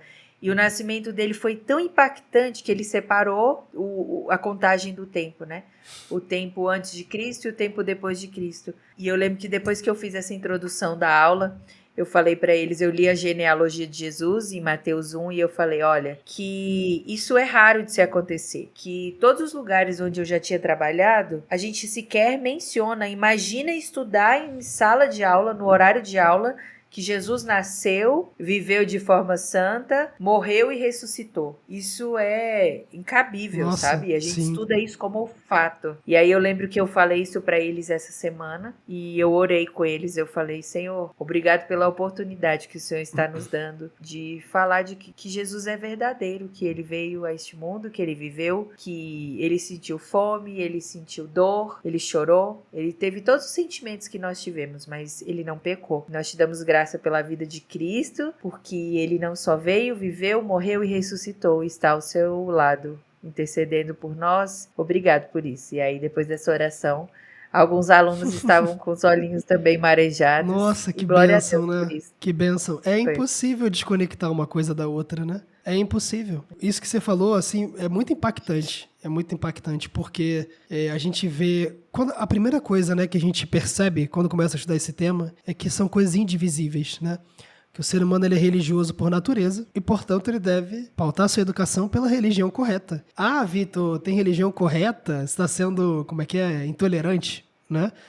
Mas é o que você disse, não é intolerância, é racionalidade, né? A ressurreição de Cristo tem mais testemunhos do que a morte de César, né? Tem mais... Exato. O Novo Fato Testamento tem comprovado. mais cópias do que diálogos de Platão, né? E se a gente tira o cristianismo do Ocidente, o que que sobra do Ocidente? Nossa, Nada, né? Não escombros, sobra né? nada. Escombros, totalmente. E você vê que querem tirar uma coisa que fundou a própria coisa, né? Então não faz sentido você falar de educação moderna. Não existe. A educação que existe é a educação de sempre, né? Exato. Eu lembrei agora quando eu li A Abolição do Homem, eu fiquei me perguntando por que Lewis ele não usa o termo cristianismo. Ele fala do tal, né? Do tal. Precisamos retornar ao tal. E aí eu lembro que eu fiquei, gente, ele já era convertido, por que ele não fala do cristianismo? Assim, a conjectura que eu fiz, aí a gente pode até conversar sobre isso, é porque ele queria manter um discurso acadêmico. Sim. E se ele colocasse ali o rótulo do cristianismo, talvez não fosse ser tão bem aceito, né? Mas era exatamente o tal que ele falava. O que falta é isso. São os valores morais que somente a Bíblia nos dá. Cara, ali na Abolição do Homem, o que tá nas entrelinhas é ele praticamente demonstrando que a lei de Deus é a lei natural, né? Você vê que ele chega, né? Até que é aquele apêndice do livro, não sei se na edição que você leu tem, que ele mostra o senso de justiça em comum a todas as outras culturas, de não mentir, de guardar um dia da semana, né? Sim, gente, fala sério, exatamente. Né? Então, assim... Sim. Tanto que São Tomás de Aquino diz que o decálogo, os 10 mandamentos, eles são revelação do Senhor. Só que eles pertencem à lei natural. Ou seja, é aquela lei que o ser humano ele consegue entender pelos meios naturais, mas que Deus, por amor, revela, né? Sabe? Isso. Tá no coração do homem, né? A lei tá gravada. Tá gravada, não tem jeito, né? O ser humano, por natureza, sabe que roubar é errado, que matar é errado, né? Então, você vê que tirar Deus da sala, em última instância, leva a esse tipo de coisa, né? A normalização do roubo, do homicídio, enfim, por aí vai. E aí, Priscila, eu queria que você... A gente falou agora pros pais, e aí queria que você falasse assim, dicas para professores, para mestres que eu creio que vários estão nesse caminho, mestres que entenderam que educação não é o que eles sempre entenderam por educação e que desejam se aperfeiçoar, que desejam lecionar na educação cristã clássica, que desejam até primeiro se autoeducar, né? Para galgar esses passos. Que dicas você teria, assim, das mais diversas, né? Desde dicas teóricas, de bibliografia, até coisas mais práticas, assim. Tá, antes eu acho que eu queria tentar deixar algumas palavras de incentivo, porque o que eu vejo muito pela prática que eu tenho de conversar com professores, enfim, é o desespero e a falta de noção de que você vai dar conta. As pessoas têm medo de começar a se envolver com isso. Desde o início, de quando eu abri o meu perfil e eu comecei a falar, eu sempre me coloquei como uma pessoa que estava aprendendo. Eu estou na educação clássica há pouco mais de um ano. O que eu tenho feito é me debruçar e estudar assim, o máximo que eu posso. Para mim é um deleite ler sobre pedagogia clássica. Ainda me falta muito, acho que um pouco dessa formação grega, enfim, que eu não tive. A leitura dos grandes livros, que eu também não tive. Embora eu tenha cursado letras, eu fui mais para a área da linguística. Então, me falta muito isso. Mas eu acho que a gente tem que olhar para os nossos 5 pães e para os nossos 3 peixinhos e entregar no altar do Senhor. E falar, Senhor, eis-me aqui, eu sei que o que eu tenho é pouco, é falho, mas eu quero fazer a diferença. Eu quero que por meio dessa educação verdadeira, eu possa impactar os meus alunos, eu possa formar uma nova geração que vá entender que a educação não é separada do que eu aprendo na minha vida devocional, sabe? E ter essa humildade de saber onde nós estamos e onde nós desejamos chegar. Nós precisamos colocar Cristo no lugar que é dele e amar ao Senhor acima de todas as coisas no campo educacional também, que é o campo que o Senhor nos chamou, que nos vocacionou. E eu preciso exercer essa vocação com amor e com dedicação, com excelência, entregando tudo ao Senhor. E eu acho que uma das coisas principais que a gente tem que entender é que currículo não é livro didático. Currículo é muito mais do que isso. Currículo é o que você pensa sobre aluno, sobre educação, sobre professor, sobre conhecimento. Você precisa encher a sua esponja interior para poder oferecer para os seus alunos. Uma das discussões que a gente teve recentemente num grupo de estudos, depois daquela pesquisa que foi lançada sobre o calcanhar de Aquiles da educação. Gente, essa pesquisa é maravilhosa. Foi muito, Eu li. muito boa. Meu Deus. Assim, se lá nos Estados Unidos, que eles já têm mais tradição, eles estão tendo esse problema, Pois é. imagina a gente aqui, né? E aqui a gente tem um grande limite que é quem vai nos formar. Nós não temos universidades ainda que trabalham com isso, e nós precisamos beber de fontes estrangeiras. Então aprendam inglês, saber inglês é importante na educação cristã clássica, porque muito do que a gente lê está em inglês, de coisas mais contemporâneas, né? Latim também nem se fala, mas ter humildade de saber que nós estamos limitados por estarmos onde estamos, né? O Brasil ainda não tem essa tradição, mas ter vontade de ir atrás, sabe? De estudar. Meu sonho é que um dia a gente tenha grupos de estudo de professores que debatem temas sobre uma cosmovisão cristã, com a pedagogia, conversando com a pedagogia clássica. Nós precisamos ser uma geração que vai fazer diferença, que vai impactar as próximas gerações, sabe? Infelizmente, existe uma hegemonia de pensamento na universidade que vai ser difícil de ser quebrada, mas a gente pode ir tendo pequenos despertares, né? Eu acho que outro tema que a gente estudou há pouco tempo na escola foi o grande despertar que teve lá no século XIX, XVIII, do Jonathan Edwards, enfim. Eu acho que Deus tem levantado a nossa geração para esse novo momento, para esse despertar no campo educacional que impacta todas as outras áreas, né? A educação que a gente oferece para os nossos filhos e alunos, ela vai impactar as próximas gerações para sempre, né? E você quer que o seu filho creia que ele pode construir o conhecimento dele sozinho, que Deus é optativo, que não existe bondade, verdade e beleza? É difícil a gente começar a aceitar isso depois que a gente conhece um caminho que oferece uma opção diferente, né? É ir contra a realidade, né? Exato. Você falou isso do inglês, eu vejo que, assim, pro pessoal que tá, como é que eu vou dizer, indo atrás de bibliografia, tem muita coisa que não tá traduzindo em português, né? No Brasil e em Portugal, né? Que são os maiores mercados, digamos assim, editoriais, muita coisa não tá traduzida. Mas, assim, o inglês tem esse benefício. O americano e o britânico, né? Eles traduzem tudo, cara. Então tá tudo em inglês, né? Sim. Nossa, super. Tem muita coisa boa que tá em inglês e a gente perde muito por não ler inglês, né? Muito. E assim, é um conhecimento que não tem nem o que dizer. Imagina a sua biblioteca mental assim, ó, explodindo. Muitas possibilidades. Então, aprender inglês é muito importante. Não, nem que seja certeza. um inglês instrumental a princípio, né? E conforme você vai lendo, você vai ganhando mais proficiência. Não, totalmente. Eu tava até conversando com um amigo, que a gente tem um grupo aqui que a gente troca ideia sobre filosofia, né? Que até hoje, você acredita, Priscila, até hoje o Brasil não tem uma publicação sistemática das obras de Aristóteles. Assim, É uma coisa Tudo inacreditável. solto, né? Tudo solto, assim, a Editora 34 publicou uma parte, tem Aham. umas da Edipro que não são traduções, assim, tão excelentes, sabe, tudo solto.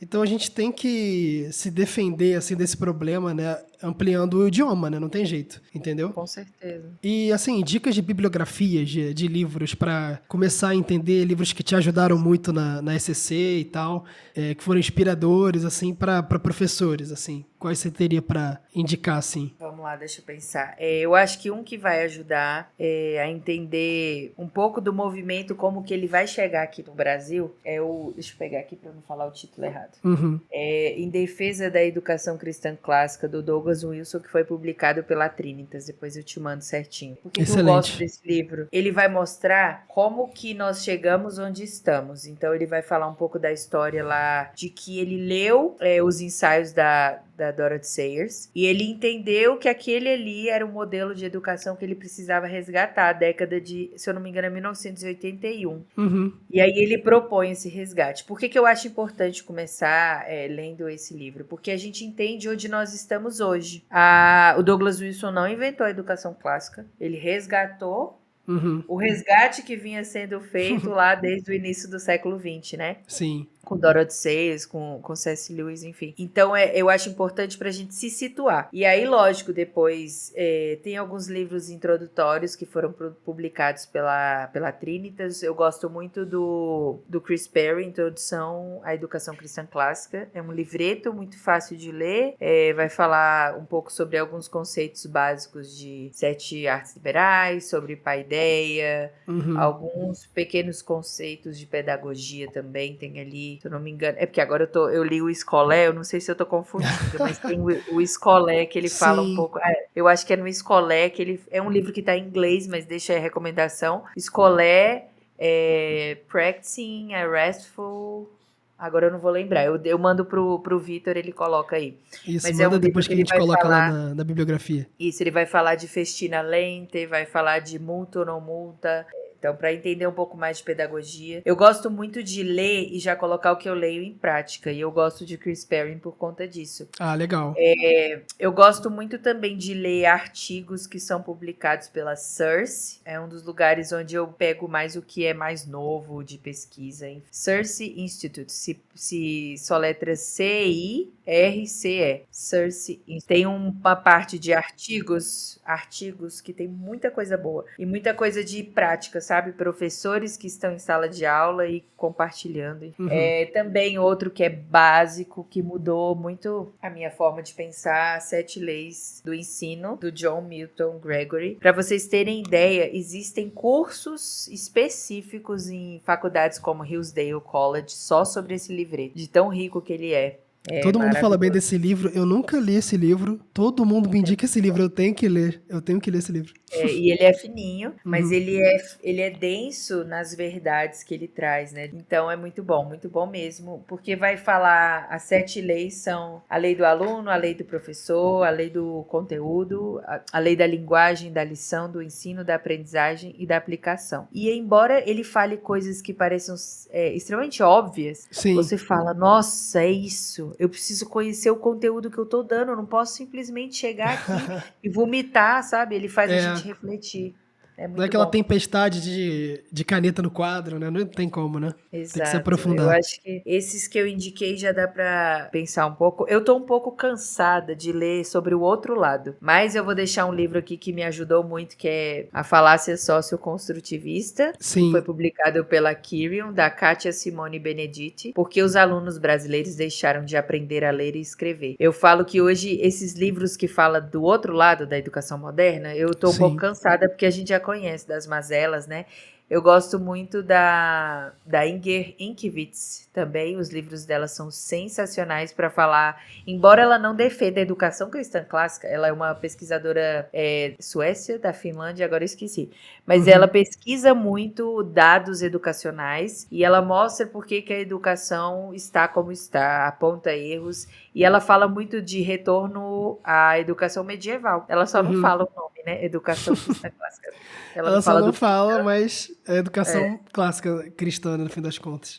exato, mas quem quiser entender um pouco sobre o outro lado, o problema da educação moderna, esse da falácia socioconstrutivista e também todos da Inger Enkiewicz.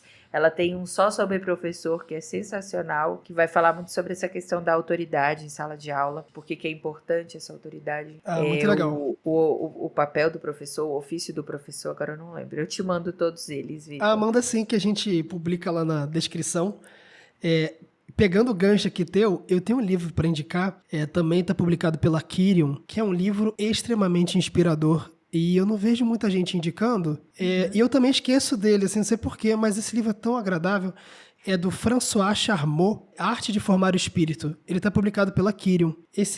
Esse autor, ele é muito inspirador. Ele fala muita coisa, desde maneiras de você ensinar, até sobre exames, sobre provas, sobre o estudo do latim. Eu acho que para professores é muito legal esse livro, é muito inspirador. A Kyrion é sensacional, né? Conheço. A Kyrion é abençoada. Eles são Muito muito bons. bons. Eu comecei a trabalhar com eles É, recentemente. Eu fiquei bem feliz com o convite. Eles publicam nossa, muita eles são coisa boa. maravilhosos mesmo. Esse grupo Sedete, Como, né? como que é o nome, Vitor? Isso, É, Sedete. Repete para é mim, a por favor. arte, Eu tô no caminho da Amazon.